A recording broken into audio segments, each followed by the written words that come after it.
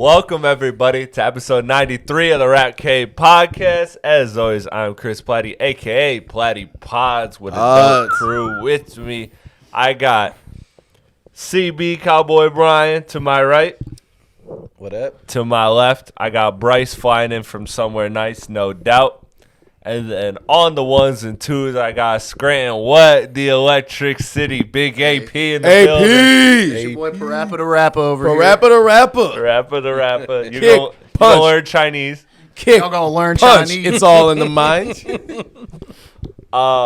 Listen, man, this is an interesting podcast because we got a lot on the way. We got some new album announcements that we're going to talk about. Don Tolliver being one, James Blake being another, and then of course coming off the A$AP Rocky controversy, Travis Scott responds to Pusha-T, beef again, and then we have new music, of course. But before all of that, yes.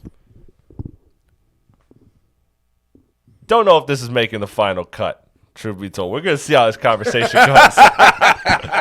But I feel like being a music podcast, we have to talk about it. Yeah. Bad Bunny. Bad Bunny! At the Super Bowl. Said he is going to perform in a dress.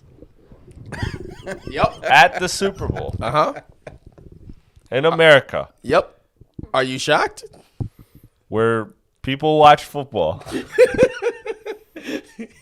Hey man, I just keep thinking of that person that it's like I'm not wishing death on nobody, but that person that it's their last Super Bowl, and this is what they see. This is what takes them This Chad from Mississippi, this old school Bo from Mississippi who has been watching this for 97 years. He's 97 years old. This is his last thing, and the one thing he definitely don't want to see in Trump's America is Bad Bunny in a sequin gown. Well, I just got to say this. I know a lot of football players around the country were forced to take fucking ballet as like a thing to help them get better at football. They wear leotards and fucking tutus and shit. So, I mean, yeah. That is a crazy analogy. It might be a crazy analogy, but it has happened. Ask any football player that went to Cass Tech prior to like 2009, I guess, before they got the new building. Sure, but I don't think the people that watch football are going to be receptive of that. Well, I think that they got to be pissed at Jay-Z, man, because last year you got as pro-black as it comes with Kendrick Lamar, and now they got Uncle Sam, and now they got to sit through. Well, all of this political stuff is happening right now in our country. Yep. On top of that, supporting the LGBTQ. Oh man, them old white people are out their fucking mind right now. I know. They're out their fucking mind. Maybe I like chaos. I'm here for the shit. Well, I love it. I think that Bad Bunny was already going to perform the majority of the halftime show in Spanish, which is already going to piss them off. Yeah. Well, I guess my bigger question is this though. Bad Bunny already told you he's not going to be a part of anybody's mainstream agenda. He's just going to do what he wants to do. And the fact that he now is saying that, he knows he's going to piss people off. Guess what? It's not going to affect their ratings. People are going to tune in to see if he actually does it. No, this is going to be the most viewed Super Bowl halftime ever because you got to think about it. Like, America is watching Super Bowl regardless. 100%. You bring Latin America and just Spanish-speaking people to this performance, like, you are going to have the most views you've ever had for a Super Bowl ever. And the fact that you have, it's like a room-like effect. Like, people who are super pissed off are going to watch it so they know what they want to be pissed off about. Mm-hmm. It's like they want to see something terrible. And nobody's going to protest it. Yeah, nobody's going to sit there and be like, I'm not watching it. Yeah, they're going to watch it and hate. They're going to hate watch it. And then the best thing about it, too, is when we look at the getting ready for the Super Bowl, let's be honest. The teams we have that are gearing up this weekend to play for it, we have the Broncos with a backup quarterback who sucks. We got, the Patriots with a second-year quarterback who's not who's going to be an MVP candidate, but still not as widely known. You got Matt Stafford in the Rams, and you got Sam Darnold, who everyone just Sam Darnold. who remembers as the ginger flail out for the Jets. So it's not. Yeah. This is one of those years where it's like, damn, we don't even have like a Josh Allen or a Lamar or a Mahomes or somebody. Nope. It's already like lower tier quarterbacks. Save us, Bad Bunny. And with Bad Bunny in the middle. Save us. Bad Bunny and a full ass ball gown in the middle. That shit is gonna be nuts. Now, honestly, I hope his only English song is "I Can Be Your Hero" by Enrique Iglesias. We talked about this last time, and I know we're gonna get that out there, but you mentioned the idea of J. Cole or something, and then we'll quickly kind of go off of this. Yeah. But do you guys have any prediction for who the hell is gonna be coming out to Bad Bunny? Because it's got to be Cardi B. I was gonna say Cardi B and J Belvin make the most sense for I Like It. Yeah. Well, I agree with the Cardi B. I also think that, especially since our man might be in the Super Bowl. Right. Exactly. Well, I should be in the Super Bowl. If he's not, that's a fucking failure. I also do think a big thing to remember is that Bad Bunny has worked with a lot of people. Yeah. So it really does. I mean, of course, Cardi B would make sense because that song was so big. Yeah. But like he's worked with Gorillaz a lot. He's worked with so many people that it's like it's kind of anyone's Who game. has he worked with American-wise? Everybody. He just named Gorillaz. Yeah. Like number one. Gorillaz. No, I mean, Gorillaz Drake he worked with Drake. Yeah. Well, Drake's not American. What I do he's love not going to be there. Dua Lipa. What I do love is that if it is Gorillaz, that works because you don't have to have a physical presence on stage. Yeah. Mm-hmm, yeah. It's about a screen. Yeah. And that works for me. Yeah, you got fucking Damon Albarn will, obviously kill it. But I mean, even at that point, I mean, I don't know how close they are. I know they made a couple of songs together. Who knows? Maybe even he's has something to do with guiding the band or something like Cardi, that. Cardi under Rock Nation? So wouldn't that just make so much sense? I don't think she's under Rock Nation. I know that she's close with Jay-Z though. Like she's affiliated, but I don't think she's actually part of the Rock Nation distribution. Because I know Meg is, but I don't know I think about Rosalia Cardi. is, though. Do you guys think that... I know Cardi was at the you guys Atlantic. think I don't know that where at Atlantic some point falls. he will not... Like, do you think the entire halftime show is going to be in Spanish?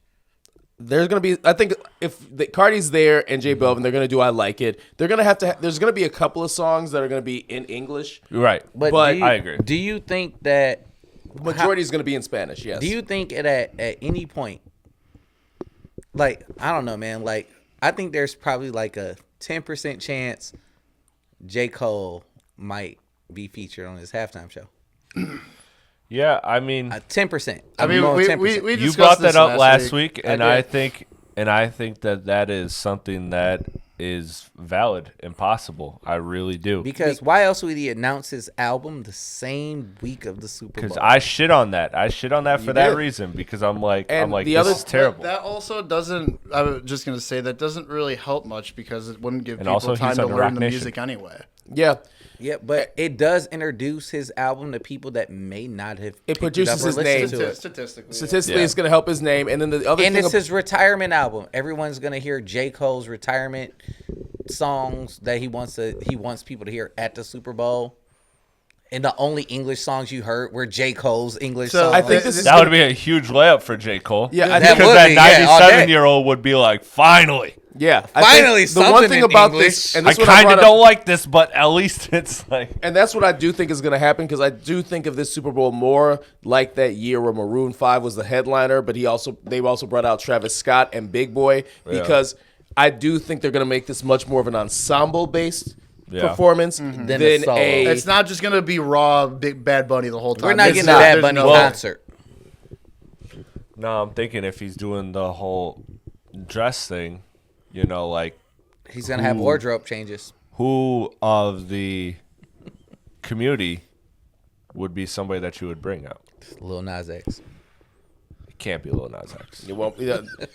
After that video of Lil Nas X walking down LA like that, I don't think he's being asked to many shows right now. Well, but I do think there's something there. Those But let's talk about Rocky because let's do it. Rocky was interesting. First of all, before we get into it, the conversation of the sales, there was some controversy there. I'll break that down in a second. But beyond that, ASAP also claimed that there was a Drake that the Drake diss wasn't necessarily directly at Drake, but it also kind of applies to Drake. He was just kind of like, yeah, it is what it is, but it also applies to other people as well. Before we get to all that, I just want to ask the question. We're a week removed from the Rocky, and I think that I don't think mixed reviews is the right term for how we as a podcast felt, including some of the people that aren't here, so I won't speak for them. But last week, I don't think many people loved it. I don't think anybody hated it really either. Yeah. It was not unanimous love. Yeah, I just want to see a week later. It was okay. Does anybody like it more, less? Yeah, I would say it leaned positive, but yeah, nobody was like, I absolutely love this. Yeah. You know what I mean? Yeah. How are you feeling about it a week later? I still like it. I mean, I think that now that I've had a week to sit with it and I've been listening to it quite a bit, it's given me. I mean, I think it has a lot of replay value. I think that now that I'm a little more settled into it, even some of the more out there decisions make a little more sense to me as I've digested them a little bit more. Yeah, I think I still pretty much sit at the same spot I did last week. I personally love it as an ASAP Rocky fan. I got a question for you because I know you're also an SNL guy too. Did you watch his performance on SNL? Dude, okay, I'm glad you brought that up. SNL historically has the worst fucking sound. The audio mix was terrible. But no, I thought Punk Rocky sounded good though. It did. I was surprised. But historically, SNL always sounds like shit. Everyone sounds like shit. And it's like, I don't understand how they haven't fixed that after 50 fucking years of this. But I was surprised. Punk Rocky sounded very, very good at least from what I heard. I heard it through a phone, so maybe I don't know. But okay, I was gonna say because Punk Rocky started off well, but I thought that I was watching on my computer, and I was like, maybe it's just because I was watching the Peacock replay of it, not live on TV. I thought that toward the end, and then the whole second act sounded like it was too quiet, like the microphone almost wasn't connected to anything. Mm-hmm. Their sound was up and down. I watched it on my TV. And it was up and down. It started off great. Sound quality was there. It was like, oh, this is very well balanced. And then that second half just kind of tanked. Yeah. And it was just like, oh, I got to cut my TV up a little bit more. By the end of it, before we went into Weekend Update, I found myself like, man, they did not audio mix this at all. Somehow they fucking, I don't know where they find these fucking sound engineers for SNL. But yeah, everyone sounds like shit on SNL. And it makes no sense for as big of a program. The band sounds great. The band sounds great. But, and it is, what I will say is volumes aside and everything, his actual vocal performance was actually very good. It was on fucking point. It was an interesting watch, especially for Punk Rocky with the whole party and everything going in the background, the trash blowing, the guy who comes through and starts just knocking everybody out. I thought it was a pretty fun performance. I don't know if I would have picked the same way he went for the second performance, but I understand it. I mean, it fits the context. The first part with it being the title track or whatever, and then it should have I think it should have just been Helicopter. Would have made more sense. Yeah. Yes. And then I mean, now any other song?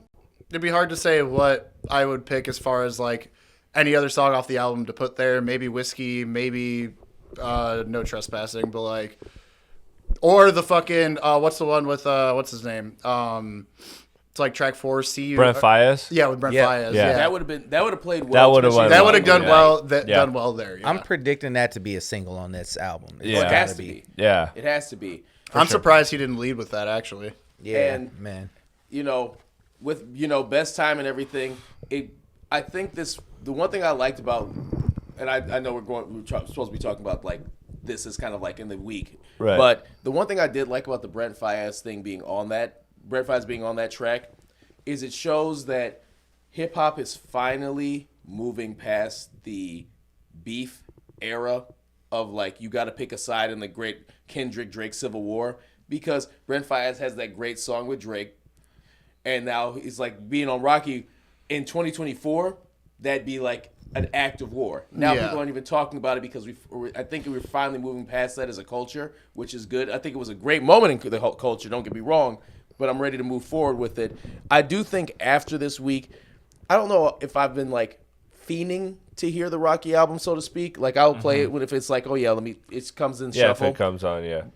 But that's kind of what I said last week when I was just like, yeah, I think this is an album where I'm like, I think it's going to be better for me if I don't listen to it for a while. So once we get through this month, when I come back to it, maybe in like March, April, I'm like, periodic listen. Yeah, I'm like, okay, I think I'm going to have a greater appreciation for it. Right away, it's nothing that's like, oh, I need to hear this again right now. Yeah. But I am happy that he did it, and I do think it was way better than Testing, and I do think it was a cohesive, solid album. Yeah, and I think one thing that is a big takeaway for me too is like what I miss when the sanctity of the structure of an album has kind of faltered in a lot of ways for music in general, not even just hip hop. Like, a lot of people aren't really, because everything's so single based now. And I really do. I like that this album really feels like it's meant to be listened to as a project. As the order, yeah. Yeah. Just like another project that was released recently, but we'll cover that later. That's true. But, I don't fully I guess I can't make an opinion on the Brent Faiyaz point about the Civil War because I'm with you in the idea of it that I'm ready to move past the who's on whose side, all of that stuff. I'm over the politics of the war, but I don't know if Brent Faiyaz is that close with Drake. And also Rocky kind of in his interviews, it sounded like he went on a Joe Budden podcast. This is a perfect transition, and he talked about his shots at Drake, and he was like, yeah, it kind of applies to whoever, but at the same time, yeah. And he's like, I know I shouldn't care, but I'm a little petty sometimes, so I really don't care, but I kind of care. And I thought that was just really honest and dope of Rocky to say that because it was like that was a real ass response because like as men, we've all probably known it. We've all probably been in a situation where a woman was involved in some way, and you have your moment. We all know the story of how women are behind a lot of the biggest male to male ego beefs, whatever. Mm-hmm. And then it gets solved. But sometimes it gets solved, but it's kind of not solved. It's still there's still just that little bit of tension there until that woman is removed from the parties, and then things kind of clear. And so I thought it was just a really honest answer from Rocky that I respected. Even Rocky was like, we were boys. You know what I mean? And I think that's a really good move, and especially with the way society and news and all that shit works nowadays. Because if he was like, "No, fuck that, it doesn't even bother me," then it's like, why you got to keep saying how much it doesn't bother you? Clearly, it bothers you. It's like that. I think that was a better approach to take with it, and that's what I want to say too. Is all these interviews Rocky's done. Rocky is he's a good person to listen to as far as interviews go, and he's charismatic. He's smart. He's you know what I mean? And he's also level-headed. Yeah, and level-headed. And he's very present. You know what I mean? The one thing I liked about that, he admitted from that Joe Budden thing, when Joe Budden was like, I would just be like, you with Rihanna, why say it? He's like, because part of me, I'm still from Harlem. I still got... And that's all of us. And he had the good point, too, of he's like, bro, I haven't dropped an album in 7 years. I've been getting shots for all these years, and I didn't even do nothing. And and so I think it's very fair. I thought it was very honest of him to say that. He felt like he responded to the world instead of responding to one individual or making it about one individual. Yeah, I can respect that. Too, I just wanted to say the other point I thought was funny that Joe Budden or whatever was like, so you think you're gonna have more or whatever? And he's like, we already got a football team. He said, Nick Cannon, I'm coming for your numbers. Yeah. Oh man. So which I thought was pretty funny. That's funny. One thing that was interesting to me too, because he talked about the fact you brought it up. He's like, yeah, people have been sending shots for 7-8 years, and I haven't responded, and this is my time to respond. But the one thing he said during that thing too is some of these songs are 2 years old. Yeah. Which says a lot to me about, because you start thinking about when he was dropping some singles that weren't really connecting.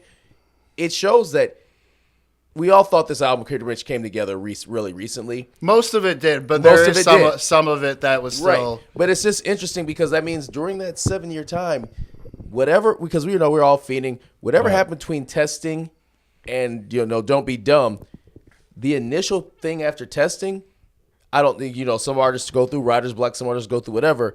None of that counted. He's really only worked on this album in a 2-year vacuum, which is kind of crazy to me. Well, because there was other renditions of it, but he was dealing with, he kept getting leaked and hacked and all this shit. And so, and that's a big thing, is he was like, I don't want, he's like, I don't want to I don't like how people play the field and try and put out leaks and be like, oh, how are people feeling about it? He's like, I don't want to put out an unfinished product because then it kind of ruins the whole thing of it. And and the crazy thing when you think about it with Rocky is overall career-wise, this is only his 5th project ever. Yeah. No EPs, no nothing, no in-betweens, no pre-mix tapes, nothing. Well, you can count Cozy Tapes, but those are collab albums. That's a collab album. Yeah, so it's like, this is only his 5th project ever, which is, compared to all his peers, your Drakes, your Kendricks, your all the people around that time, they got double the numbers. They're pushing on 10 or more, yes. Not only that, though, I mean, I look at the turmoil he's had to deal with, too, up until this point. Plus, not only that, like, he's involved heavily in fashion. He's involved in so many other aspects of the celebrity lifestyle or the famous culture. Yeah, I think he's like the creative director for Chanel. He's just creative. Like, this dude was dealing with the people who are involved in setting up the whole Met Gala. I can understand if he doesn't have 6 months to drop that album while he's working on the entire guest list of the Met Gala and helping with the fashion and helping with all the behind the scenes stuff. And I mean, he's an icon in his own right, whether it's musically or just artistically. Yeah. Artistically, he's an icon. Musically, the project is a great project. And that's what I think is important to note, too, is that even with all that other bullshit going on, like we had said, like we've talked about with, like, whatever the fuck Kanye's doing and whatever, even with all that stuff going on, he still cared a lot and really put a lot of effort and work into this project and didn't just put out some half-baked bullshit. Like, you could tell this is time and effort, regardless of what you think of the actual thing itself. But it is, the whole thing front to back is an experience. Like, there's, I mean, bringing in Tim Burton, details, all that. I think you can tell it's a very cohesive project. And it's Danny Elfman or whatever, who bringing him in. Like, it's a cohesive project in a time where in a streaming era where we don't get too many cohesive projects. Right, where we get a lot of playlisting music. And that's a perfect transition to the other part of it that I want to get to, because I think what Chris said echoes my sentiments on it. So there's a lot of controversy around the album because of the fact that you had the disc 2, but it was only 2 songs. And then you have he was initially projected to do 200K, and this is a shout out to Diverse Mentality. I've never seen your channel or whatever, but this is where I grabbed the tweet from. It was a video breakdown of it, breaking down how A$AP Rocky was initially projected to do 200K early in the week for his first week sales, and then in reality he ended up with 119. And so typically what that means when something like that happens is that there's a lot of anticipation for your project, but it's very much not well received. Like, I think back to some other big name releases where the numbers are projected really high and they end up being 50, 70, 80K short, and it's usually, you look at it a week later or you look at it even a year later, and the reception on it is kind of mixed. And so that's initially what I took it as, is, oh, wow, this is a red flag that people aren't really gravitating to this. But then I saw the breakdown of it. So he did over 70K sales, or sorry, over 40,000 in vinyl, and that was after they took away some vinyl sales, because he was doing some trick where basically you could buy like part of the album for and then use a promo code and then get it for free. So vinyl sales are one of one. Obviously, streaming is like, I think it's 12 or 1,500 streams equal an album and album sales. So this is a one of one if you get a vinyl, but you're getting it for free. So a lot of people are getting free A$AP Rocky vinyls for this album. And so then Billboard was kind of like, we can't count that. Like they're not buying anything. They're just getting something essentially. And so then all in all, he still got 45,000, excuse me, vinyl sales from whatever edition he was actually selling, and the album pulling around 70K from streaming alone, which got you to the 119 for vinyl sales alone is pretty good. It's good. In the market. It's and good. Also, let's be clear that like 119, what was it? 119 was the final number. It's still a good number, right? Very good. So that part, true. I just want to ask the question of how the room feels about it, because clearly he was trying to play a numbers game. Like clearly he understood, hey, this is how I can like get over on the system.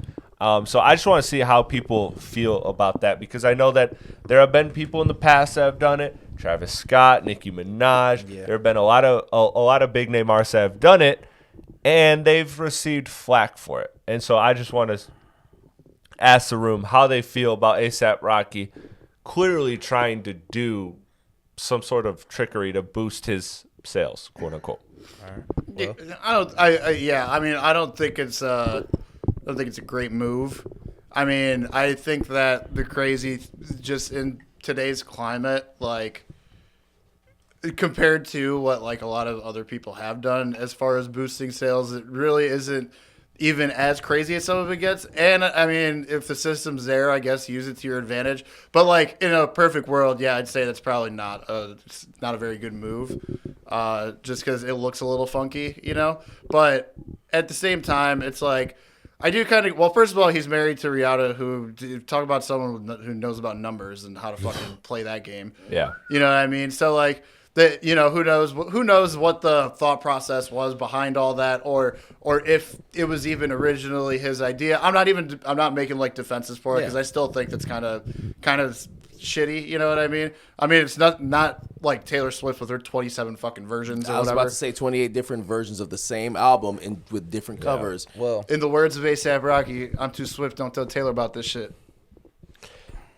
I love it. I love it because I don't love the act of doing that particular route, because, again, I get what you're saying. But I love it because he clearly cares, guys. Like, again, like you said, Chris, it's the press run he's doing. Like, he has done how many interviews? He's sat with academics. He's sat with Joe Budden. I seen him in another interview. I forget the gentleman's name, so forgive me. But I've seen multiple A$AP Rocky. That's the one I think you're thinking of. The podcast. And the so New York Times thing, he's sat with a lot of people. He went on SNL. He's clearly put an effort into this album. This isn't just. Because, look, he's beyond music at this point. He's transcended music. He doesn't have to do this anymore. He doesn't have to do this. So for him to put the groundwork that comes with promoting an album, you know, I love it. I don't love the idea of him doing this to try to secure and boost his numbers. But ultimately, I don't really care, because the way I look at it is I am taking this away as a positive, because I didn't truthfully, especially with how many delays and stuff, it kind of felt like before the album, it kind of felt like he was just like, let's just get this done, man. Let's just get this done. The weight. It was like a detox weight. It's exactly. Like the weight of expectations was bigger. Let's get this off and deal with it later. But instead, we've gotten the exact opposite. We've gotten visuals. We've gotten performances. We've gotten interviews. We've gotten all the things that you should do with the rollout. So for me, I'm not going to call this a quote-unquote positive when you're doing something like that. Mm-hmm. And I'm not going to shade it, too, because at the end of the day, like, guys, like, what am I going to do? I'm going to side with Billboard? Like, right. Never. At the end of the day, I think it's goofy, but I think that part is goofy of it. But at least it shows that he is clearly trying to do everything he can to make as much noise with this album, to get this album in front of as many people as possible. Yeah. And there's just a real passion for it, and I respect it even despite how everybody feels about the album. And I just wanted to add in there is that, like, I mean, it's very hard to top that, but I would say that this is the next best rollout we've seen in hip hop since Clips. Pusha-T, yeah. Like, really, because, I mean, even down to this started teasing. He teased the date of this before anyone even knew. He had it printed on the arm of his jacket at Rolling Loud 6 months ago. And then he started selling merch that says, stop asking for the album release date or whatever. So he really was I like that he took the weight and played into it as a marketing because technique. At this point, if you go past 3 or 4 years on a release that everyone's expecting, then you might as well go on ahead and lean in. Yeah, exactly. Yeah. Where a lot of other people would, it's coming, just wait. He's kind of poking fun and being he's it's never coming, it's not coming, and then he's like, stop asking for the release date, and then like I said, the teasing with this little number on his arm, all that time Told ago you the date. was very. I really liked the way that he did all that, and he also, that's how fucking far ahead this was thinking. There was a helicopter circling Rolling Loud. Yeah. That helicopter. And I don't even think he performed that song because it obviously wasn't out yet. Maybe he did as a teaser or whatever.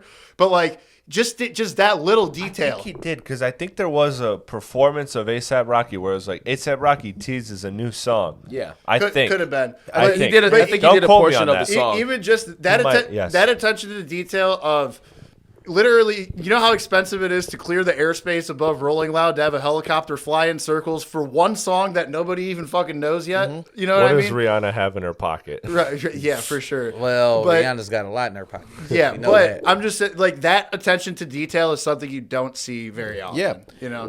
And my whole thing about it is this, and I like to relate things back to sports because that's how I kind of look at some of the lenses of the world.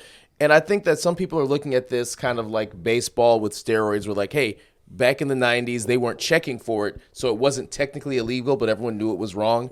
I think of it less like that, and think of this more like right now with what the rules have, this is like the three-point line when the NBA added it.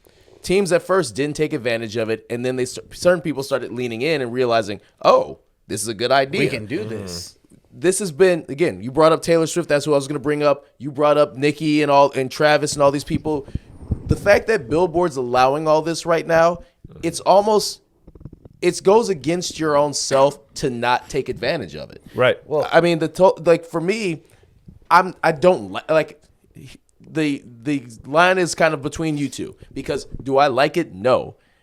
But do I like it for in terms of if you have the ability to do it? Yes. Mm-hmm. Because ultimately we need to make album streams and we need to rank pure album sales as a higher mark of love. Because if you're going out there, I know you can have it ordered online, but you're physically owning a physical copy of something, that to me is top tier. That means that just no matter Someone what, cared. That's care. Then next, if you're streaming that thing, you're playing it all day and night, whatever, in your car, using your battery, which you're still paying money for the service, you're still paying money for the electricity, whatever. That's the next thing. Doing it as a part of merch, I don't care. Because what if you think someone drops a cool ass shirt and you're like, damn, I get the CD for free? Are the Taylor Swift fans who are like, I'm gonna release the same album 28 times? Well, Taylor Swift had the number one album for how long, with all of her fans, not all of her fans, I should say, but most of her fans saying it was a mediocre project. It's not even her best work, but it's still the number one album in the country because she did all these other flips and tricks to get it in. So I think that ultimately, as an artist, you're doing yourself disservice not to take advantage of the fact that the system is broken. It's not an A$AP Rocky problem. It's a system problem. It's like taxes. You know what I mean? Sure. It's it's the same idea. Yeah. Well, I'll go ahead and say that I don't have an issue with how Rocky did it at all. And I guess it goes to my point on how I also don't feel that everybody brought up Taylor. I don't think the issue was with Taylor. The reason why Taylor was able to do that is because she eventually bought the rights to her songs, and she realized that if she re-released her project, it became her music again versus the record companies. Well, that's a separate thing, though. That's a separate thing. Because No, she but released, that's she the released reason. 28 different covers of her last album, which she owns, so that people would go out and buy multiple CDs. So whenever you see Taylor's version, Yeah, if it says that is because someone told her how to re-release it to get her. But this is different. Her new album, she put out 28 different covers so that people would go out and buy every different cover of it. She owns it now. Well, it's not to be fair, situation. Michael Jackson did the same thing with Invincible. How many different versions of Invincible were there? There were 4. Fair. And he released them in different colors, so you would buy every version of the album to help his album sales. I can't really get mad at somebody for doing that in its marketing. If you're a collector demand, and you want it, do it. Yeah. What I will say about Rocky is, I'm gonna talk about his music. I could listen to that project. I listened to it straight through originally, without skipping a track. And it was just because it was like, I got to hear this start to finish. I got to see how this project lines up. The second time I listened through it, I also didn't have to skip a track because I kind of understood where he was then. And I also respect the man, not just as a musician. I respect him for his talent as a creative. I like Rocky's album. I think that what actually may have affected his sales, honestly, could be the announcement that we got the same week he dropped. And I mean, because if I was waiting on Rocky's album and all of a sudden Rocky's album's about to drop and the day that his album's dropping, here goes J. Cole with his album release announcement that we've been waiting on for a decade. I'm sorry, bro. Like, I'm not as excited about you dropping. You became secondary news. I get that, but it also... He even got pushed aside on this same podcast. You said it when we opened last week. You was like, I'm sorry, Rocky, because this podcast was really going to be about your drop, but we got big news today. Point. Yeah. But I think that... Because I get what you're saying, but at the same time... That music also isn't here. I think the people who are going to listen to it. Yeah, I agree. With that. But maybe it took up some of the airwaves as far as publicity went. Yeah. But it took the air out of his momentum, though. But that's the thing that can't happen. If the music was like, this is the best album ever, he would kill all that. Right. I think, and right now I know we aren't music trumps it all. Yeah, music always trumps it all. But did you think he was going to drop the best album ever? I think this is a similar situation to. And I know we don't talk pop. This is not the Popcast. But there was, for anyone who does know, there's the members of One Direction. And so one of the members of One Direction, Louis Tomlinson, had announced he was dropping his whole album today.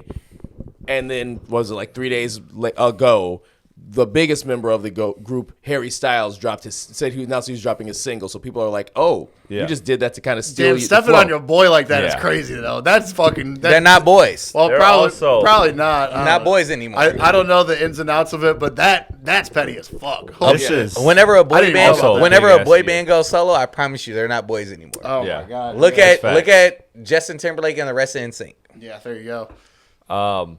But. No, I think took them almost 30 years to do a song again together. I think I think that speaking of people that'll never do a song again together, Travis Scott, Pusha-T. That's a great transition. Man. I love that. Travis Scott finally responded to Pusha-T in GQ magazine. He's such a fucking cornball, man. In GQ though, out of all the places, GQ. Let's be fair. The shots came from GQ. Pusha T's interview with the Clips was GQ. This is true. GQ magazine. It's actually a very fair way to respond. He actually responded in the exact way. That's what you call responding in kind. It's not even the context of it. Technically, the song did, but the interview he double and tripled down. It's the fact of the direct quote. Can't have a drop without mentioning Travis's name. Yes, the fuck you can. Shut up. Like, you're not him like that, bro. You're big. It's not. Pusha T was not depending on that for this album. But Chris, I think you should before we get into it. I think you should probably just break down what happened today. Please break it down. So Travis Scott responded to Pusha T, and he said he said, I just think there's a lot of inconsistencies with Pusha T's story. Like, how did I invade or intrude when I was invited to pull up to play the album? And he said that originally, Pusha T said that there was like this whole film crew and documentary, and he was like, I pulled up to a film crew. Like, you guys were filming something, not me. And then he went on to, like you said, go look, it's all just weird, man. Like, the whole Drake shit, I didn't have the verse. He doesn't have his facts right. He's just using this to sell his album. So if he's got to say my name, so be it. Which was a funny pun. I was gonna say that was my favorite part of that. I will say, all right, that's pretty slick. I do kind of like that. But the fact of Pusha T did not need Travis in this scenario. That was not the case. Honestly, I don't even think that really was the top of the publicity of this album. It kind of came and went before the album even came out in the single mode of it. You know what I mean? Because by the time the album comes out and they switch the beat on So Be It, I at that point was already forgetting that it was even directed at Travis. I don't think it was. Calabasas took your bitch and your pride in front of me, and her lip gloss was popping. She didn't need you to eat. I know it's about him, but I'm saying it just. Bryce with the quote. It did not seem. I don't think that it was I'm not looking at it like, oh, it's a necessity that Pusha T did this to get his name out there. No, Pusha T just fucking hates people. He is a classic hater. I appreciate that. I disagree. I kind of believe Travis's story. I think the other shit the twisted, like, as far as like the camera crew or how he was invited, I believe that. But I'm not. But then that goes. He could have used anybody. But he did though, because like he talked about like that whole rollout was, as much as I think it was a great rollout. Just because it's great doesn't mean that everything you're doing is something that I ideologically, align with. Like, for example, like he brought up, he was dissing Kanye. He was dissing Trav. We even said it on this podcast several times. This whole rollout has been him just talking about all the people he has smoke with. And, well, I think that there are some valid reasons to have smoke with some people, and that doesn't necessarily fully exclude Travis from that. Did he put a little extra sauce on it? Yeah, you did a GQ interview talking about it. Like, you dissed him very clearly in the song. Anybody that listens to rap, that understands the world of hip hop, knows exactly who he was talking to and how that was a diss. You didn't need to then go on GQ and say, yeah, for the record, I was dissing Travis Scott. And here's the whole story. Like, it just, to me, would you I'm not saying no comment then, because they asked him directly. No, I don't have in the interview. I don't have a problem with him. Having beef with Travis Scott. I don't care. That's two grown men that have whatever issues they have. I don't care, and I don't care that he was asked about it and then he tells a whole story. I just feel like it was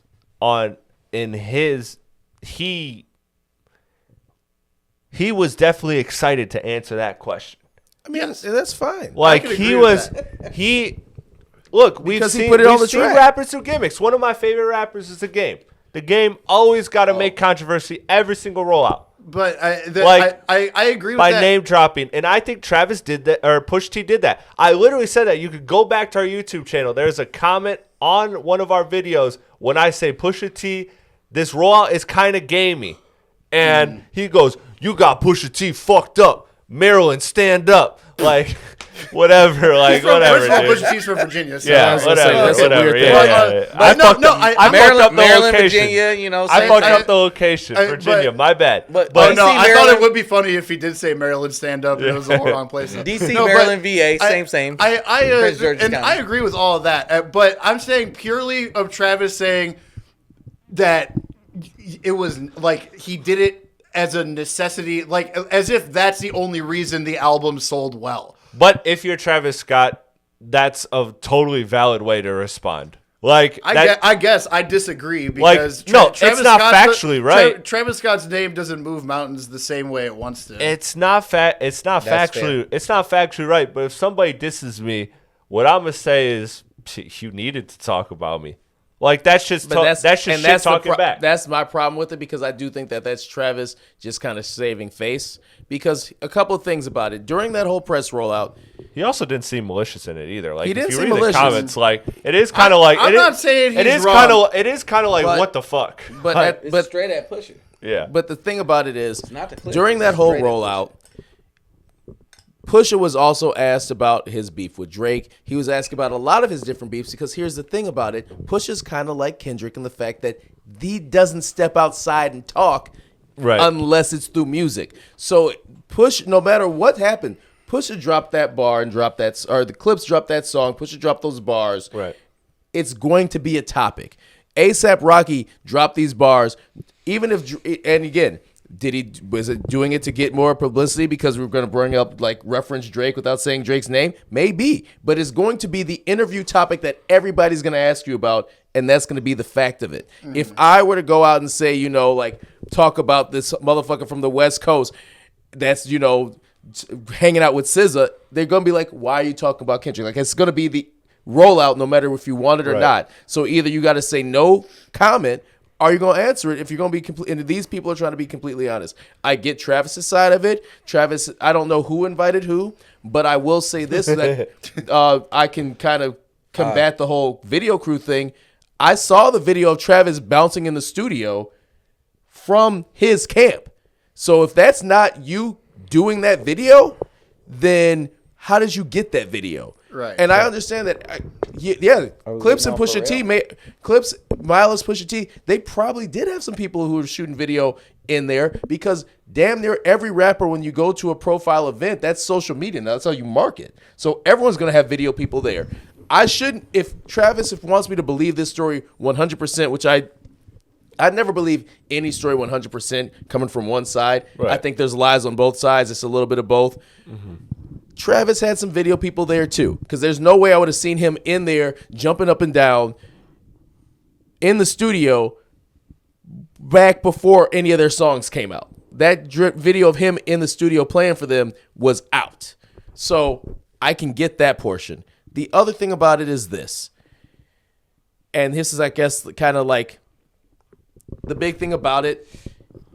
You're going to have a rollout. You're going to build some sort of controversy one way or another. It's fine. That's what it is. Media sells. It's marketing. Right.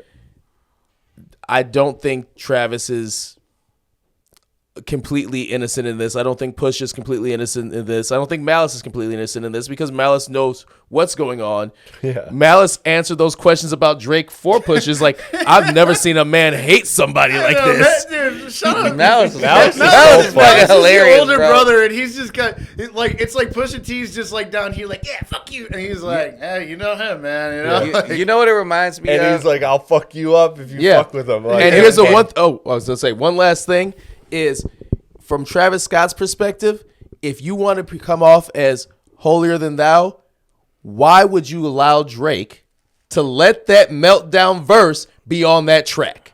Because if you're saying, hey, the verse wasn't even done yet, if I'm boys with all y'all and I'm releasing a song and someone comes at one of y'all, I'm going to be like, hey, yo, those my people. I can't put this out with you talking shit about them. So if Pharrell did tell Trev to pull up and the meltdown verse wasn't done yet, and unless he's saying that Drake's verse was one of those all-time, like, oh my God, I can't not have this verse on the song, which we all can agree that was not that good of a verse. I actually don't hate the song, but it wasn't it wasn't ground-shattering. Not writing home that about verse it. But I also don't think Travis Scott is telling Drake no. I also don't think I don't think he's telling many people. I don't think he's in a position to tell anybody. But that's the thing. If Travis Scott is not telling Drake no, then it's feeding right into what Pusha T said. That the whole beef from Pusha T is that man don't have a side. He don't have a conscience. Right. Well, no. If someone talks shit about y'all, I'm gonna step in, and if it's my song, it's not coming out. It's simple as that. I get that. I get that. I just think, like you said, I think you nailed it. Like Trav is a yes man, bro. Pusha sold his side of the story, and he sold it very well. And now Travis is selling his side. And look, they both make sense. So it is somewhere in the middle. It's just it just from the jump, something about that Pusha-T story just kind of felt like it was just missing information. Like it just felt like so this guy just came in because he just even went extra with it. Remember when he's like he came in monkey dancing around the studio or some shit. We saw the video of him kind of dancing around the studio. I actually never. I actually didn't see the video. So y'all gotta watch it. I watched it today. No, and I will say, as far as a target goes, Travis is already known as kind of being like ADHD as a person, annoying, jumping around, being obnoxious, being a spaz. So it's like it is kind of it's pretty on the. It was kind of set up for like everyone's like, yeah, he's probably telling the truth. You know what I mean? Well, because Travis's whole MO is him being aloof, kind of, and unaware, like his fucking Astroworld concert. Exactly. I didn't even know people were getting stomped. My bad. I also just want to point out this too. Let's also please look at the age of Clips and Travis Scott. Bro, it is literally like having like your little nephew dancing around being fucking irritating. Yeah, exactly. Guys, I'm sorry. Like point. I'm fucking 40. The Clips are older than me. So I'm just saying. What's your favorite color, little man? Like, Cereal. you get what I'm right. Like, bro, like if Travis Scott was in the studio asking me what it was like in the before times, I'm not gonna like you either, bro. The before times. the before times is crazy. Like, but you get what I mean, bro. Like, my daughter is 13. Mm-hmm. So when I look at life and I think about this shit, I'm like, bro, Travis Scott wasn't even around until I was ready to have a kid. Yeah.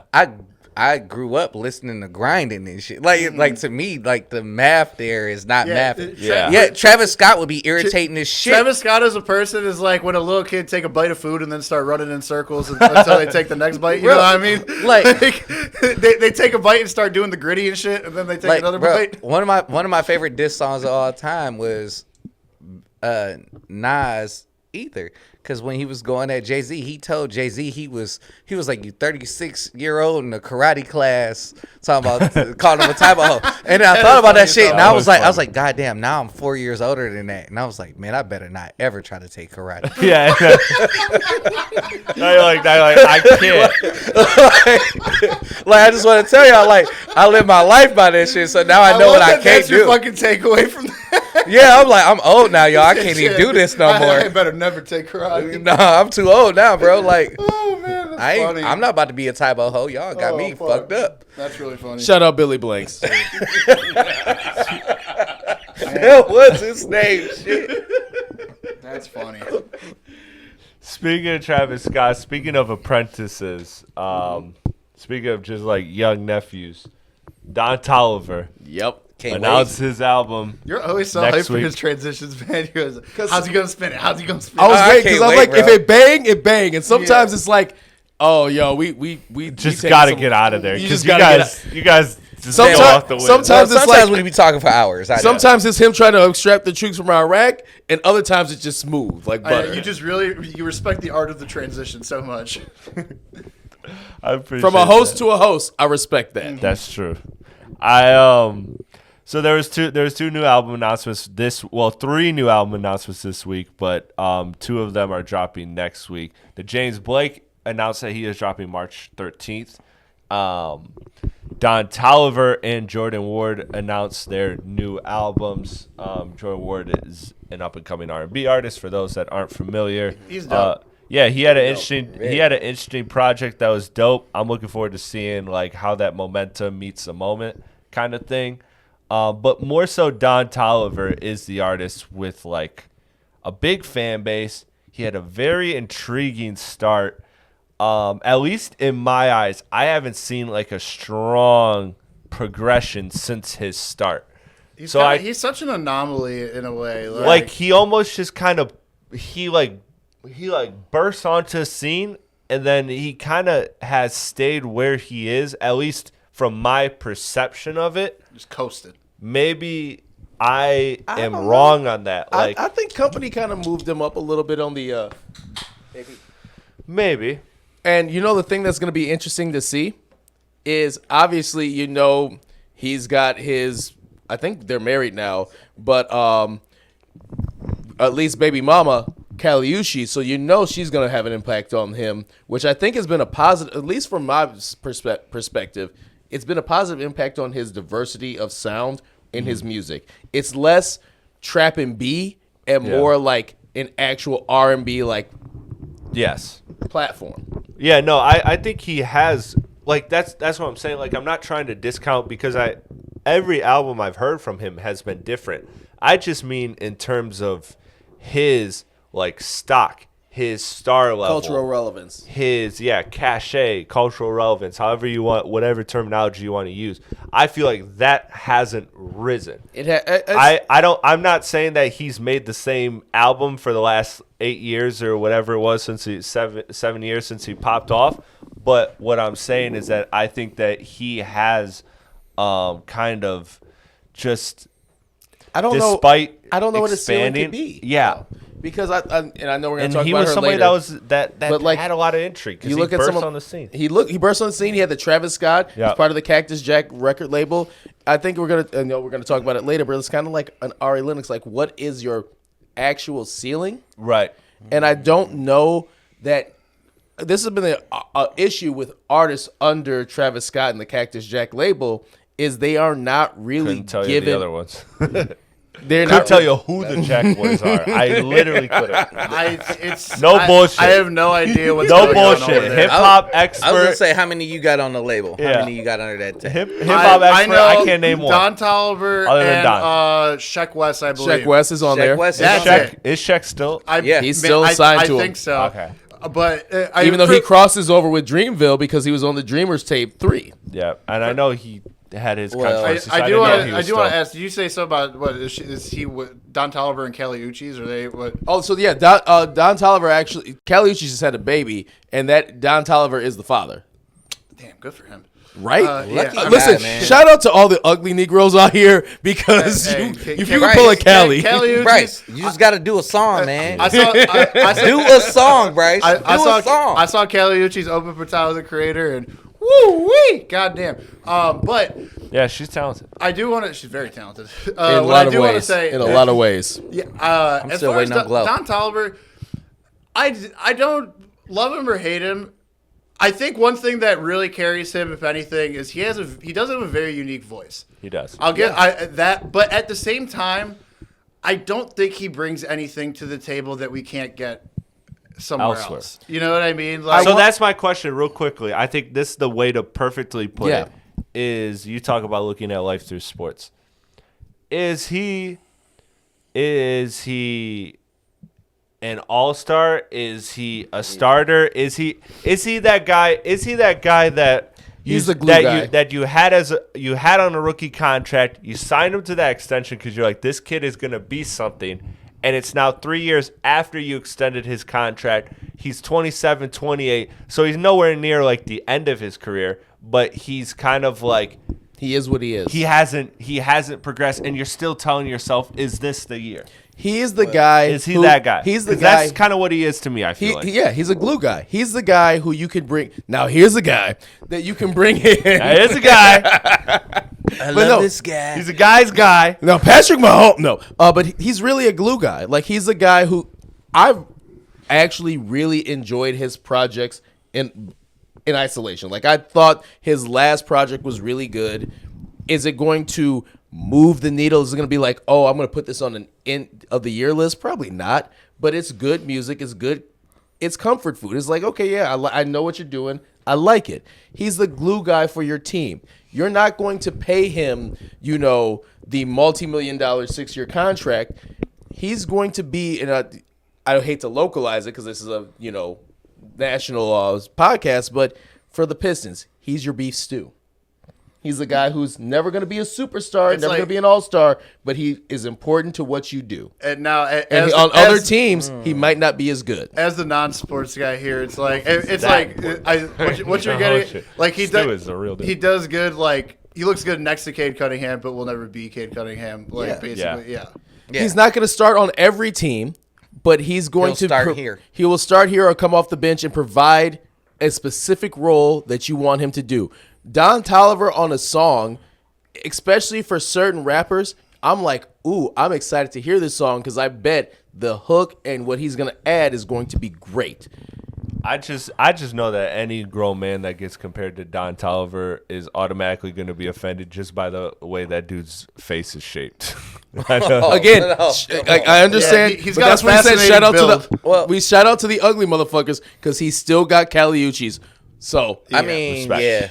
I mean, I'll give him that one. Yeah. My question. at least No the one man. can't say shit Listen, over you here. can Yeah, say you whatever can't you want at all. about Don, but you can't. You got to admit this: the man got great decision making. I mean, yes. I'm Awareness at 100. Yeah, well, yeah. I got nothing on that one. I got to let that go. Just another man who has a baby with a woman who's more talented than him. Yeah. Shout out to Nick Cannon. Theme of the pod. Theme of the pod. Couldn't resist. Second, I couldn't resist. I just second couldn't let Nick it Cannon go. reference in the entirety of this podcast, and it Yep. was both on this episode. Yep. And now I can't wait for his transition from that. Oh man! Wait till Nick Cannon fires back at us. Speaking of Nick Cannon, Fucking, Speaking of cannons, Jordan Ward. fucking 11 mile and out. I'll flag on the play out there. Yeah, no, I don't got to transition for that. I'm excited for Jordan Ward though. I am too. I think wanna see his he's growth. talk about R&B again. This is where momentum meets moment, and I want to see what this kid does with it because his last couple bodies of work were very interesting, and I'm excited to see what this brings. He's very unique. I like to. I mean, not to like categorize him, but I think it's a good category to be in. I put him around like a Smino type of an artist where he kind of has this eclectic production choice. It's kind of off kiltered a little bit. And real quick, just as a quick thing, it's funny because the first time I heard Jordan Ward, that song Zoomies that was off, I think his last project, maybe the one before, if you guys recognize that song or whatever. I was standing up at my cousin's wedding in Chicago, and we were all meeting at whatever bougie hotel they were staying at. They had a DJ at 10 o'clock in the morning playing fucking spinning in the lobby of this hotel, which was like, that's fucking insane. But like it was like chill DJ, like because it's 10 o'clock in the morning. Yeah. And I heard that song Zoomies by Jordan Ward, and I Shazammed it, and I'm like, oh, I've heard this name, so this is who this is, and that's what like turned me on to it. I think he's a very interesting artist. I'm curious to see where this project goes. Yeah. I'm excited, man. I'm excited. I'm excited too, and I just want to say because I know you're about to transition, but you talk about a fall off. The fact that we all know that one of the things that's only going to be released next week too is the baby, and nobody cares. I had that shit somewhere in my notes. I didn't translate it to this pile of notes, so no one cares. forgive me. It's so not the topic of discussion that is he can't even find where it is in the notes. Yeah, I can't. it made the initial draft and did not make any This was you talking It got about. lost in the cloud. And you know what I hate? This made the Friday night like, oh, we should talk about this next week, and never got touched again. And the thing is like, it's just I don't know what it is with him because in theory he's a good rapper. Like he is not a bad rapper. So the problem is outside of all the controversy, he didn't grow. He didn't grow. He stayed the same. He's trying to keep this same flow, and I'm like, bro, even when he talked about the fact that made fun of, he's like, yeah, people say I didn't switch the flow up. You did though. You kept the same flow. And then he makes a song about it. People say he's not switching the flow, but they continue. Well, to the use the same crazy flow thing to talk is about he'll rip those freestyles. Like those freestyles he does before he drops an album will always fucking as go. And like that flow, especially when he first came out, it was like fresh. It was new. It was like holy shit, this guy's fucking snapping. Yeah, you can only do it so much, but that's what I hate is like because. Lyrically, he is a good rapper. He's just he's been memed to oblivion at this point. He's so easy to make fun of. I think that'd be a great topic for one other podcast down the line of like rappers who never actually evolved. Yeah, we should that absolutely. Or rappers who got memed. Rappers and singers, because that's kind of what you're talking about with Dom. Yeah. And rappers who got memed into irrelevancy. Because even that. Oh, that'd be funny. Travis Scott. All I'm saying is Travis Scott and DaBaby are the only two rappers that people modded GTA to make a car shaped out of their head that they could drive. The difference is Travis Scott, when he drops an album, is going to place in the top 10, and the Babies might not place on Billboard 200. Yeah. Yeah, I'm not interested. One of our affiliates of this podcast is probably very excited, but he's not here per usual. So Yeah, per usual. He's sleeping. Crickets. But no, I do want to get to new music before we get out of here because I know we have the complex best rapper alive list, but without Birdie, we can't have that convo. I was gonna say because that was his MVP. That list has been out for a while. We'll leave it alone. And I think we got Also, the update. We gotta wait for him. I started scrolling through that holy fucking article, man. Every year is like fucking. It's like a fucking 5-paragraph. So wait, It's have a you guys, book, bro. Yeah. It's a real book. quick, guys. Of course, he hated every year that Kendrick and Pusha-T and everybody And else. No, he mentioned 16 and 18. It wasn't Kendrick. It was Pusha T, and then. But I know he hated the Kendrick years too. I know he did. I know, but he didn't say because it would have been too on the nose. Exactly. But I forgot who 16 was, but yeah, he didn't like. So Chance. I just want to point out too, we will talk about this. Yeah. The list has actually been out now for 2 or 3 years. They just updated. And they just update it with the new current year. So I know that we haven't really covered it. I think it'll be a good long form topic, but they did announce their 2025 person, and we'll dive into that. Congratulations to NBA Youngboy for NBA being Youngboy. Complex's best rapper alive in 2025. From pardon to placement on the list. Yeah, this list, it's weird. It's like, I think contextually it's just strange because you can't have calling her the best rapper alive. I know it's just kind of how they're categorizing it's the hottest. It's the same thing as the MTV. Just call it the MVP, right? Of the year. Well, because MVP of the year. you guys, all these people are still alive. Yeah. Well, you know, Eminem is still alive. Yeah. So the way they're doing this, though, if you guys remember back MTV Jam era, they used to do the top 10 hottest MCs. This is Complex doing the MTV hottest MC of the year. Right, but Right. just No, why is of nomenclature? That makes more sense than best rapper alive. Yeah. Well, the reason why they do that though is because they wanted to catch the headlines and they wanted to do what you're doing right now. They wanted to jar you to make you look at this list. Well, to be fair, Did Lil Wayne? I feel you. No, Did Lil Wayne it's get it the year marketing. that That's Best what they Rapper wanted. Alive came out on Complex's list? Because that's I exactly imagine, what I was thinking. I imagine So. that's where the name came from. It had to come from Wayne. That's the coin. I can't think of anyone else who's ever said that. Best rapper alive since the best rapper retired. That is a Wayne coin term for sure. Yeah, and that's probably where they got the title for this. So I'm curious if they gave Wayne the fucking title that year. the best. You think I don't think they did. The beat I don't to think best they did. rapper alive when I was in fucking 6th grade. I used to transcend to that shit, bro. I mean, it's fucking. That shit's a banger, dog. That one meme where it's like the cartoon where it's like the elevator staircase with the just headphones floating. and you lift it up. That's like, and that could even be a topic in itself of like coin phrases for like how Gangstar coined the term mass appeal and how that has turned into such a full ass label, a whole label and everything and what it's all turned into and a publication and all from just that one song. Yeah. Well, speaking of songs, hip hop. That was all right. Good transition. You're not wrong. Yeah. Same transition. No, I'm very literal with my shit. Speaking of next topic, he said I'm very little with my shit. That's crazy. Wow. It worked though. Speaking of moving on, It from this listens and start really talking well. about something else. Said 2 is enough. 4 is too much. Damn. All right, IDK. 3's a crowd. IDK, Ari Lennox. Those are the 2 albums that I gave a spin. That I wanted to kind of touch on. The IDK.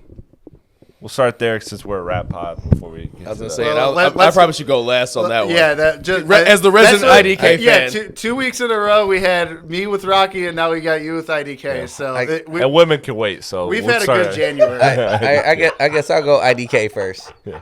So I listened to that. Damn. Go ahead. So I listened to IDK's album, man, start to finish.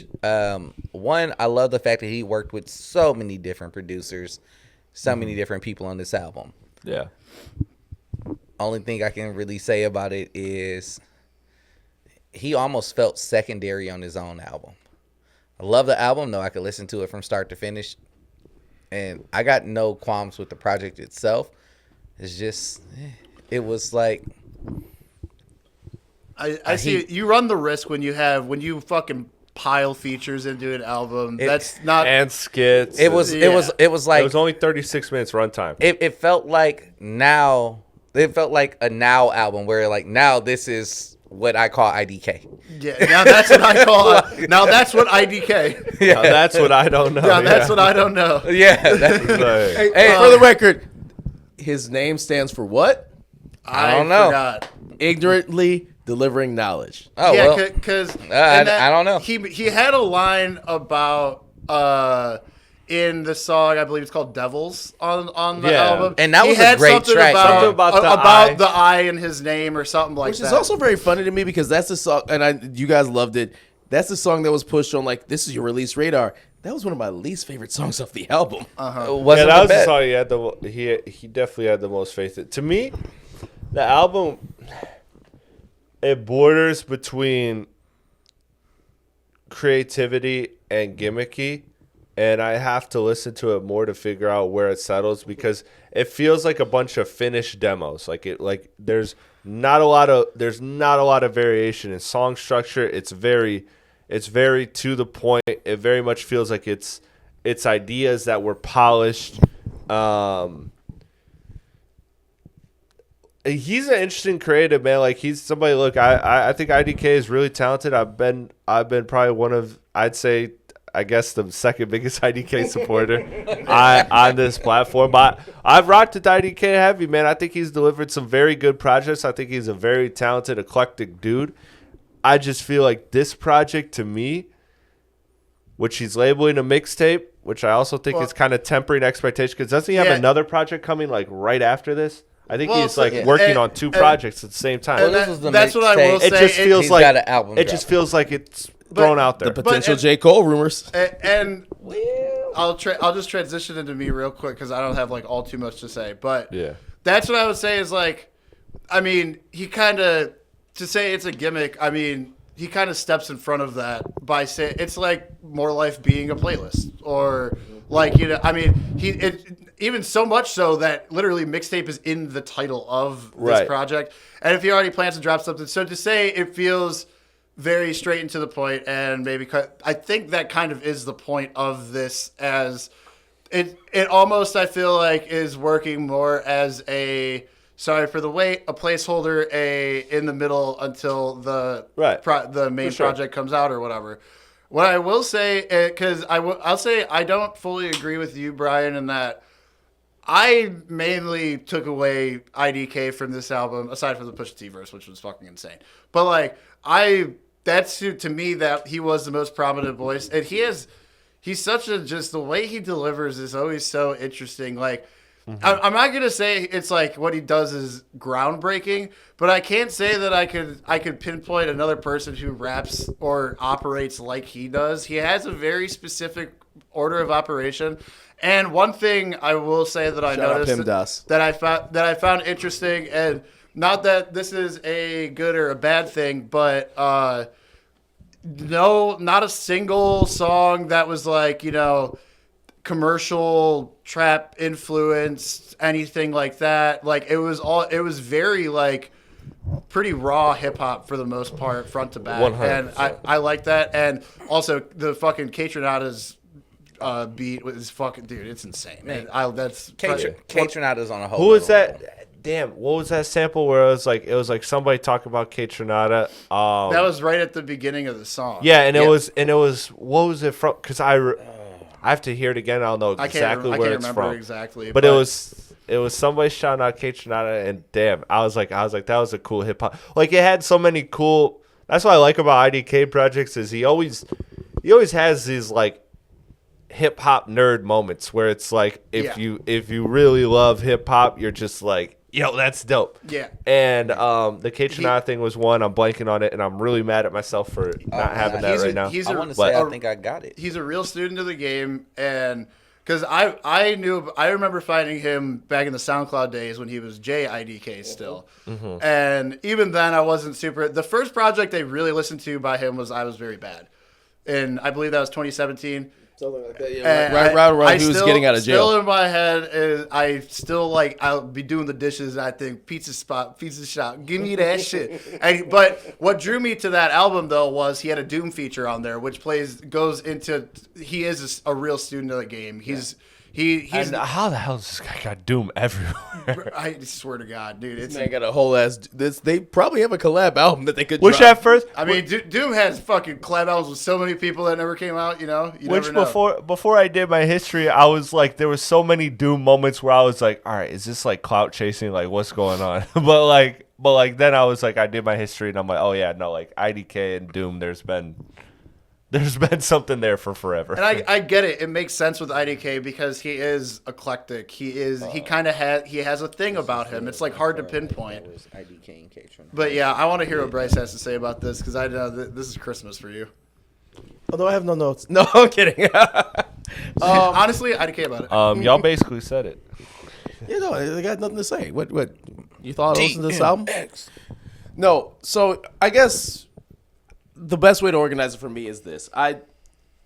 First thing to kind of respond to some of you guys and kind of like conceptualizing it, IDK definitely wanted to release this as a mixtape. Some of the songs that are on there have been out for a couple of years. He wanted to put this together as a mixtape. This is why you hear like the Who Kid throughout the whole thing. He wanted this to feel like an old school mixtape. And for someone who's now listened to the album a couple times over, this was the album mixtape that most encompasses his time in jail. And so for anyone who doesn't know, ID story-wise, yeah. Oh, yeah. So I don't know the whole lore. So I don't know his lore at all. So his family, like very prominent, kind of middle class, he was the first person in his family to actually be incarcerated. He went there for armed robbery. And so at one point he was facing 20-something years at 17 years old. Mm-hmm. He only ended up he only served like a year plus time served. But that's when he kind of decided to focus on being a rapper. So this is his mixtape kind of pushing through that time. So that's why you're hearing like the Who Kid drops, the Canon, all this type of stuff. Because there was that one story about the robbery too. What was that record? Where he talks about he didn't snitch because he would have been out because the amount of time they were giving him, he wouldn't have been out until at earliest 2025. So all his projects that we've heard would have never happened because he would have just be getting out of jail last year. So this is kind of his. That's dope. That's a really cool way to wrap all that together. Yeah, so the whole purpose of this is a mixtape of what he was kind of going through, where his mind was. Some of it's loose, and I get that. But the whole concept of this mixtape was this is a culmination of me when I would have been finally released from jail. So that's why there's a lot of jail talk, a lot of that on this mixtape. That's why you're hearing the Cannons and the Who Kids, because that's what he was hearing in the yard. That was that kind of like culmination of all that. So knowing that, I know sometimes people can get too conceptual in music, but that's one of the reasons why I think I really appreciate that as well, because I know when listening to the songs, I knew exactly what he was trying to accomplish with this mixtape. As far as the music goes, IDK to me is one of the best out here right now at transitioning songs, because when you listen to this project from top to bottom, there are very few times where you're not looking down like, wait, is this a new song or is this the same song? Like, is this an outro or is this like... Always love I will say that the entire album blended together. I didn't realize that his album was over until it switched immediately to Anderson .Paak. I was like, all right, I gotta go back. And I think I gotta go back again. That's also very akin to the fact of it being a mixtape, because that's kind of how a lot of mixtapes operated. Was whoever was hosting it would kind of blend the end of a song to the beginning to make it kind of all flow together. So I think that kind of is homage to that. I think that whole concept is really cool. So he would have, had he gotten the full sentence, would have been out in 2025. Yes. That is pretty fucking cool. That makes me look at this with a little bit different light. Yeah, for sure. And so there's that portion of it. And again, I'd be going back to this project 100%. There's so many songs I love. I've been a fan of Clover since like first dropped with Joey Vance and all that. But one thing I will say about this, which I think, Brian, you kind of alluded to, you have so many titans on this album, which I give him credit for because IDK is not like your A-list rapper. He's not a Kendrick. He's not even an ASAP. He's not an A or B, so he's still kind of bubbling under. But to have, the DMX feature from, again, a dead DMX, to have the MF Doom from a dead MF Doom, to have, he's not dead, but have the Black Thought feature, to have RZA on the track, have, have all these, legends and titans of the game right now. These were legends of hip hop on this album. One thing, and the have a Pusha verse. How much you have to spend on that? And Pusha-T could have put effort into that verse. He fucking killed it. Pusha, since the Clips album, Pusha T's had maybe one other verse. Yeah, and this being one of them, which is crazy because it's I do agree with you. It's he's not. I'd say he's in between a C and a B tier.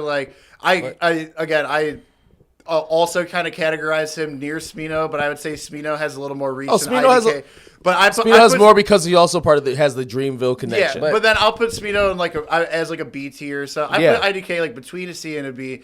So, but it's probably just a game recognized game thing, and people. He's not. It's hard to say he's not underground, but I think he has a lot of respect from higher ups of hip hop. I think they're kind of because I know I'm going a little long on this, so I'm going to wrap it up. But I do think. Thank you. Ignorantly. No, that was good. I'm so glad you said that. That was huge. But the whole thing about it too is I'm excited for the album. I do think he's going to because you've seen his last albums, you see for yourself things like that where he's being more cohesive with the singing and the rapping and everything, making it a full ass cohesive unit.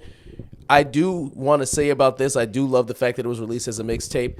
One thing I will admit is that when he has these features, he is routinely out-rapped on his own songs on these features. The Black Thought song, Black Thought's verse is one of the best I've heard from Black Thought in a while. I was going to ask you about that.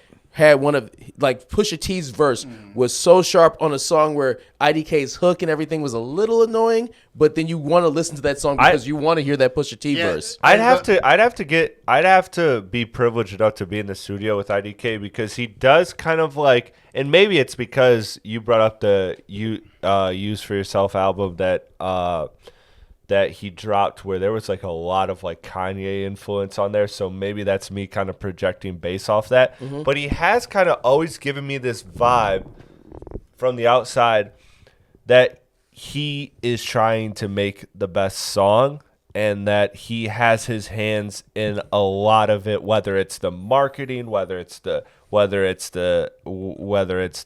producing, he has his hats in.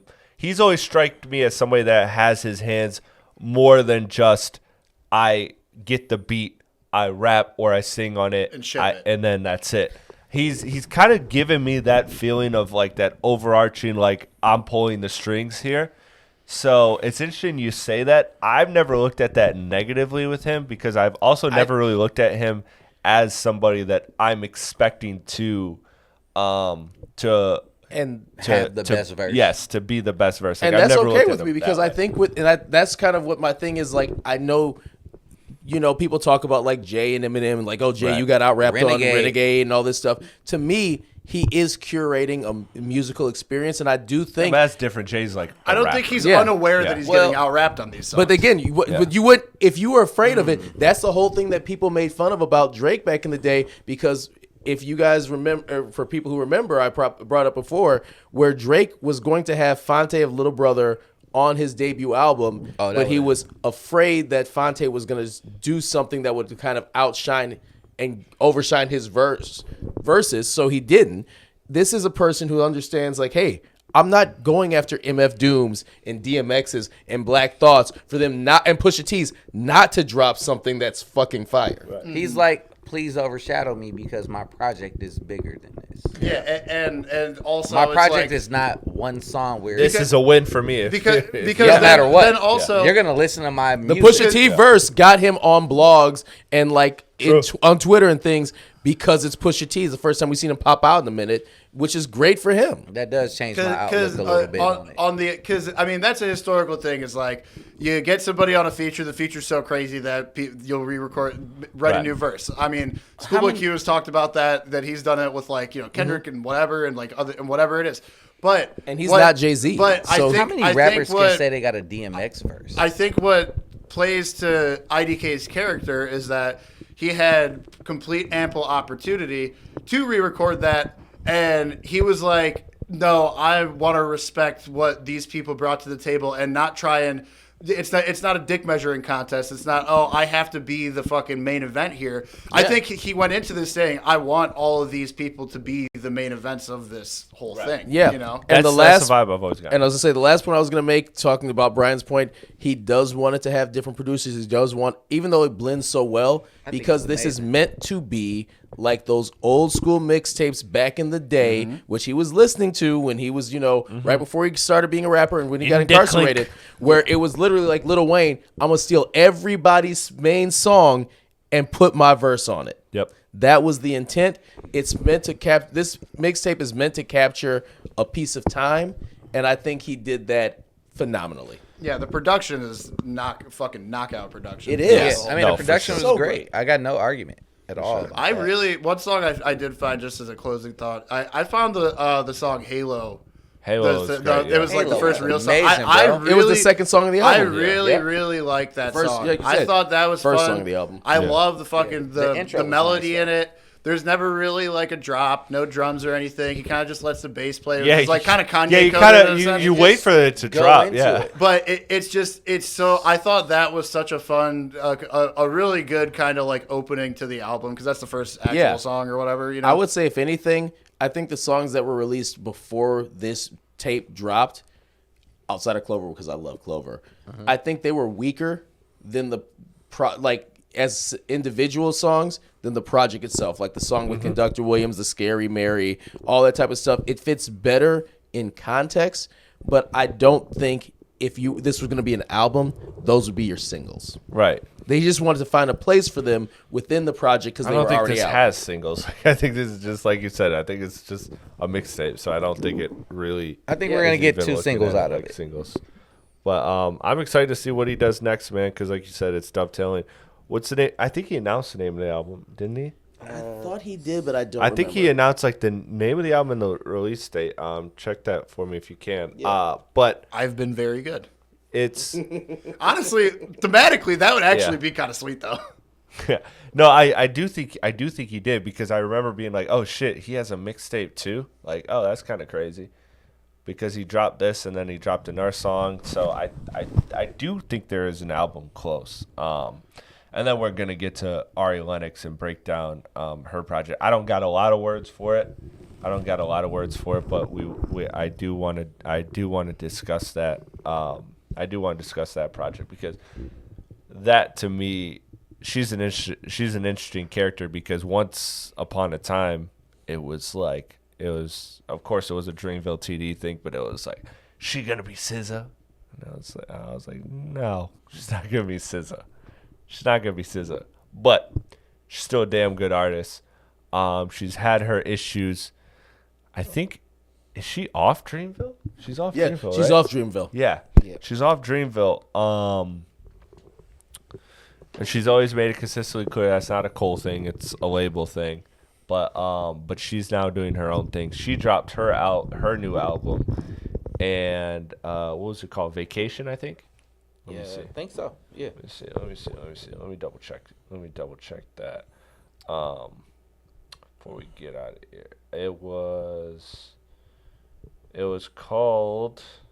Wait, you're looking for Alvin? Vacancy. Vacancy. Thank you. Yeah, it's the one of the first singles she dropped for the two with the Jermaine Dupri production.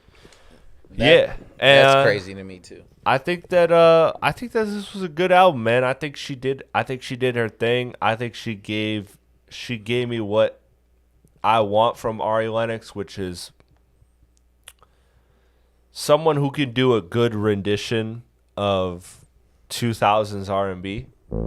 And I think she did that a lot on this project, and I really enjoyed that. Like the song Pretzel, like that shit is It goes. solid, man. Yeah, that shit is amazing. So That shit's amazing. That's probably my favorite. But I liked a lot of records on that album. I thought that album was a really dope album. So for all my R&B people, I recommend it. that's you all day. Oh, 100%. And listen, I will go a step further. I think this is one of the better R&B albums released in the past decade.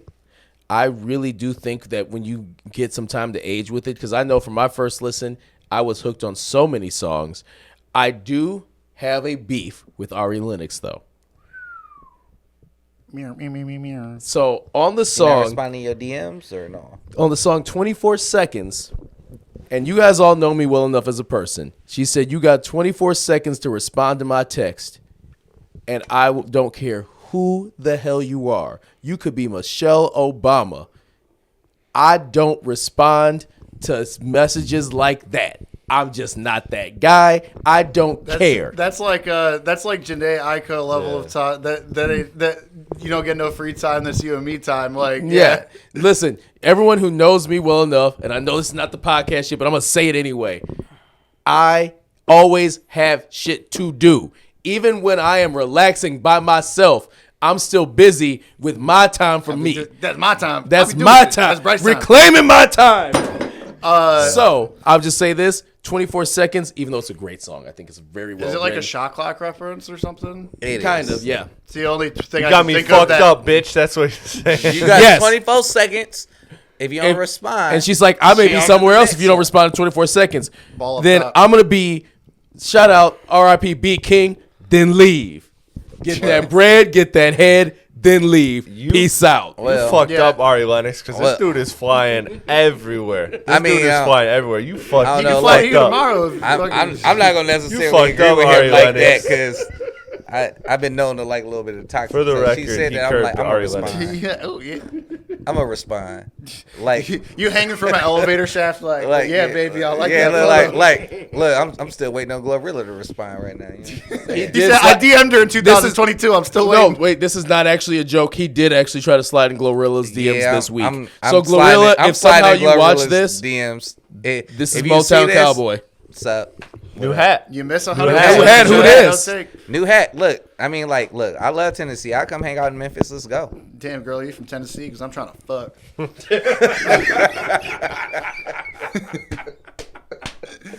All right, how you gonna transition from that one, buddy? I don't know No, where does to go. anybody have anything else for Ari Lennox? I know you didn't get a chance to listen. Did you get? I listened chance to to. listen? I actually did listen to Ari Lennox, and I thought the project was great. I mean, it is exactly what I expected to get when I found out that we were getting an Ari Lennox album. It gave me a lot of old school hip hop R&B vibes that I was looking for. Definitely 2000s era. It's That's what I'm definitely saying. she draws from some Usher stuff like that. That And makes that me was interested. great. That's what I wanted. Because I'm not the biggest R&B guy, but that makes me more interested. Like knowing it is that, definitely you an know. album I will listen to in the car on my way home when no one else is in the car with me. Yeah, for sure.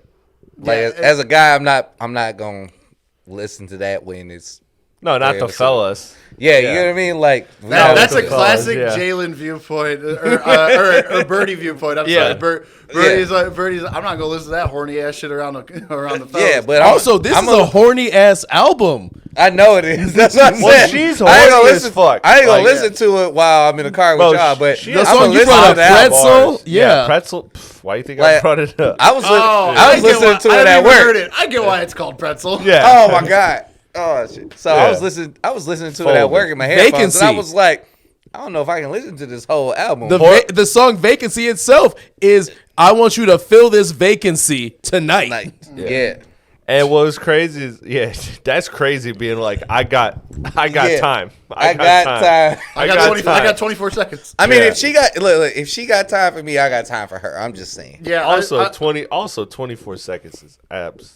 It's Well, to absolutely be fair, crazy. 24 seconds is how long she's going to give you to respond to her before she moves on. Okay. Well, So I was- mean- I was gonna say that's really got Plus, to you be some know, pretzel shit if it's only 24 seconds. You ain't, well, that should better be a super soft well, freezer with the salt on it, side of mustard pretzel type shit. You better Sure. already come in dressed, ready to go. Like you.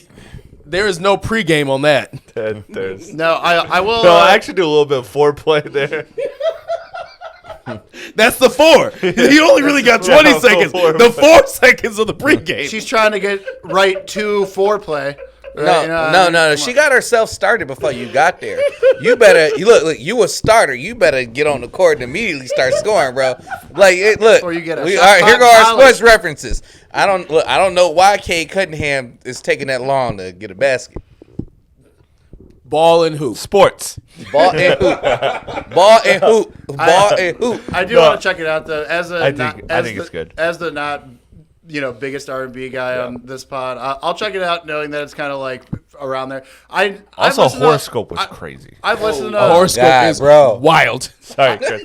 I just thought of that song too. That song is crazy because the whole shit is like you put the whore in horoscope. She says I put the whore in horoscope. Yeah, and she's like, I know you're a whore because I used to be a whore. too. And I was just like, Jesus. I'm telling recognized you, game. like, yeah. No, Got them jerseys in the rafters. I just wanted to say, like, I've listened to Ari Lennox albums before, but again, just me not being the biggest. I like R&B, but R&B can be many things. Right, I'm not for a sure. big fan of very slow R&B. I'm not a big fan of I think you like more trap and beat. well, not trap. No, not that either. Like my R&B, I would like more Anderson .Paak vibes of more of a According to Birdie, them jive turkey. yeah, sure. The whatever. jive turkey R&B. Whatever you want to call Shit it. pissed I me have. off. We are not I taking literally ill on anybody's name that's not here. I have a perfect playlist that can encapsulate.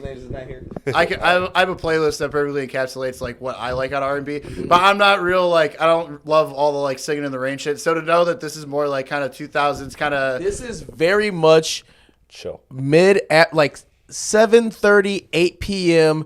You in a caddy pulling up to a girl's house in the rain type R&B, where you see it in her window. The stolen candles. catalytic converter, I was loud like, as hell. yes, the candles are lit. She wearing a fucking lace nightie. This is giving us everything from late Craig David to like through Carrie Hilson to This is some all R&B that you want to have a little thing of cognac all the way up to with. Kelly Rowland Yeah, saying see, I need my kisses down that's where low. you may lose me a little We bit. going to but all of it. I'll check it out though. Like Nah, see, I feel like it's more R&B. I don't really You like chill slow. to. I don't like slow music that It's much. not in that general. slow though. This is like Yeah, it's not that This- slow. this That's is why I for try sure. to cover all of this it. is where you coming up with the cognac glass like this, like, hey, what we doing tonight? Yeah, like I've listened to I don't other think Ari you Lennox. realize that sounds really old and slow to him. Well, yeah, cognac late at night Cadillac. That's Not- That that's sounds slow. real old to him, bro. slow. That's not slow. It's not like 70s Cadillac. No, but he's thinking like, Oh, it's like a 2008 CTS. yes. You got it CTS, used. Yeah. He got it used. Yeah. Unless he over here banging an NBA young boy or some shit, then I mean, I like how you talk about the best rapper alive. The spectrum's very big there. There's a big difference. Bryce No, Kelly calm down, Rowland. Bad Bunny. no, I'm just saying. Oh. Okay, like example. I mean, Speaking of spectrums, no, It's a- playing. obviously Here's our lead into the next topic. Sorry, Chris. Go ahead. you're good. That was me being out of pocket. Oh, so out of pocket. Always. Out Obviously, a popular Ari Lennox song. I love fucking Pressure. Like that is Yeah. Oh, like yeah. that's like what I You'll love like that. this then. Yeah, if you like that- Pressure, you'll like this. You'll Yeah. like the album. That's and It's her getting back to her Pressure bag, and it's actually, I think this is what I was going to ask you, but I kind of think we kind of all agree. I think that she's happy to be out from under the Dreamville umbrella where she gets to make more stuff that she really likes. Yeah, this sounds like what she wants. It's to like Pressure mixed with Hoodie. You know, the video with Isaiah Rashad in it. Oh yeah. Okay, yeah. I got you. I agree with that. do. I think it's definitely. I know. I do know Hoodie too. That's I think what it's definitely some good chill R&B music, man. It makes me wish we weren't in the fucking apocalypse of winter that we are right now. But God It is damn. quite literally like -3. It's degrees -5 outside. right now, but the real feel is only -1, so it's Yeah, guys, feels warmer. Somehow it feels warmer than First it of all, actually is I'm so- outside. that's pissing I don't me know off. how that works. Whatever it feels like is what it is. I'm tired of this fucking yeah, feels like bullshit. I'm tired bro. of this. Feels like shit too. What it feels like is cold as fuck is what it is. Speaking of cold as fuck, there were a lot of other new songs that were released this week. Chris, you want to break them down for us? Shit, we don't have time. all them shits were cold. I do want to shout out to. All them I'm shits gonna. are cold, no. I plan on getting to the Rock Marciano album too. Yes. Yeah, Who? I do as well. Rock Oh, Marciano. Davies actually I'll just put fill you in. out Yeah, East, fill me in on East that one. Mix 2. Yeah. It was supposed to drop last week. It dropped this week. That shit was saw that. cool. That shit I was cool. surprised with Listen the to that. beats he picked for that. I mean, Yeah. he's riding on them. Pause. He's fucking yeah. No. But no, he did. He picked a lot of interesting, unique beats for his flow, Yes. and I think he did a very good job of matching that energy. Yeah, no, it was a dope project, man. I'm excited because next week we got a couple albums to talk about, and then the week after it's Cole. Like and mark my word, there's a lot of rumors. I'm gonna do that a whole separate video because I don't want to make that another 40-minute conversation, but. There's a lot happening with J. Cole, and I think that by the time this podcast is even uploaded and out there to the public, I think that something else will have happened in terms of J. Cole. We're seeing billboards pop up as we speak on Friday. We're getting rumors that a world tour is being announced Monday. And I imagine with that there will be a little something with that. It won't just be that announcement. I think And something great. Well, and we're supposed to allegedly be getting some announcement from Baby Keem here soon too, right? Yep. And so look, man, this is Bryce shaping over up there. to be a hell 2026 of a is year. shaping up to look. We're off to a fucking running start. Called it. What I'm hoping is that the momentum that we get from January and going into February continues at least through the summer. Oh, I think we're gonna get some summer bangers. I think it's full speed ahead. And honestly, I'm not Even gonna lie. Trav's talking about it now. Like everybody, everyone's talking- all the big and dogs are talking. I think we're gonna have. I'm just gonna give a random prediction here. Okay. We're gonna get that Drake project in the fall. Definitely in the fall. In the Yeah. fall, I think way sooner. May- Nah, it- man, I think you'll have a single in the summer, but we might get the project. It's either going to be early summer or October. It's I gonna think be it's October, spring. and that's when that I agree. I think it's gonna be October. I don't think Drake is gonna try to drop it in the spring because Cole's album would have just dropped, and then Late spring to early summer. I think he's maybe. gonna drop a single, Well, and I think he's we'll gonna drop have a a single single. in the late spring. Which when you talk about songs of the summer, they usually drop in the spring before the summer actually hits. It's gonna And be like May. listen, Memorial Day, we know- will be playing new Drake. Yeah, and you look. Yeah, but we and won't you look get- at we won't Drake. have the album He till wants October. a song that's gonna be big. He wants a song that's gonna go number one, and he's already shown it with Nokia that he can still. He's not lost the ability to make a hit. He still got it. He's gonna drop he a still summer got anthem. hits all day. But, No, for sure.